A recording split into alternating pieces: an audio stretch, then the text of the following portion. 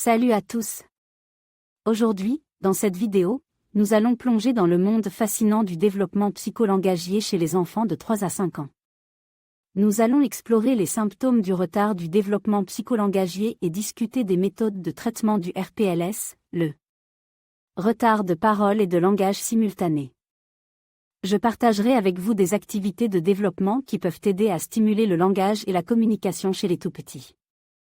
Restez avec moi pour découvrir comment accompagner au mieux nos petits bouts dans leur épanouissement linguistique et cognitif. Le retard du développement psycholinguistique chez les enfants de 3 à 5 ans peut se manifester à travers plusieurs signes externes et comportementaux. Certains enfants peuvent avoir des difficultés à prononcer certains sons, à former des phrases complètes ou à suivre des instructions simples. Ils pourraient également montrer un manque d'intérêt pour la communication verbale, préférant des activités solitaires. Observant ces signes, il est important d'être attentif et de consulter un professionnel de la santé pour une évaluation approfondie. En plus des signes comportementaux, le retard du développement psycholinguistique peut également être associé à des troubles physiques. Certains enfants pourraient présenter des difficultés de motricité faciale, ce qui affecte leur capacité à articuler correctement les mots. Des problèmes d'audition peuvent également être un facteur contributif au retard du développement du langage chez les enfants. Il est crucial de prendre en compte ces aspects physiques lors de l'évaluation et du traitement du RDP. En reconnaissant ces signes et en comprenant les aspects physiques liés au retard du développement psycholinguistique chez les enfants de 3 à 5 ans, il est possible de mettre en place des méthodes de traitement efficaces. Restez à l'écoute pour découvrir comment ces enfants peuvent bénéficier d'activités de développement adaptées pour surmonter ces défis. Le retard du développement psycholinguistique chez les enfants de 3 à 5 ans peut être causé par divers facteurs. Certains enfants peuvent présenter des retards en raison de problèmes génétiques ou neurologiques, tels que le trouble du spectre autistique. D'autres facteurs, tels que l'environnement familial, les interactions sociales limitées, ou un manque de stimulation verbale, peuvent également contribuer au retard du développement psycholinguistique. Il est essentiel de reconnaître ces signes précoces pour pouvoir intervenir efficacement et aider l'enfant à progresser. Il est important de noter que le retard du développement psycholinguistique peut parfois être associé à des signes d'autisme.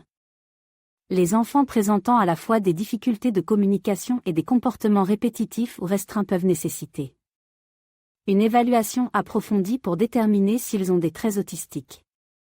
Dans de tels cas, une approche thérapeutique adaptée, combinant des interventions pour le retard du développement psycholinguistique et des stratégies pour l'autisme, peut être nécessaire pour favoriser le progrès de l'enfant.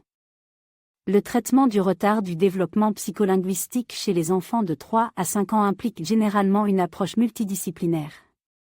Les professionnels de la santé, tels que les orthophonistes et les psychologues, peuvent travailler ensemble pour concevoir un plan de traitement individualisé. Les activités de développement du langage, telles que les jeux de rôle, les chansons et les lectures interactives, peuvent être utilisées pour stimuler la communication et améliorer les compétences linguistiques de l'enfant.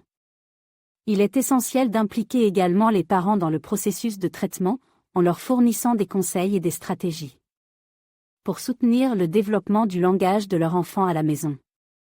En plus des interventions thérapeutiques, il est important de mettre en place des mesures de correction pour aider l'enfant à surmonter son retard du développement psycholinguistique.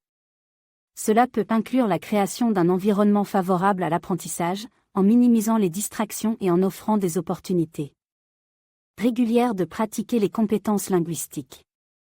La répétition, la patience et la positivité sont essentielles pour soutenir la progression de l'enfant.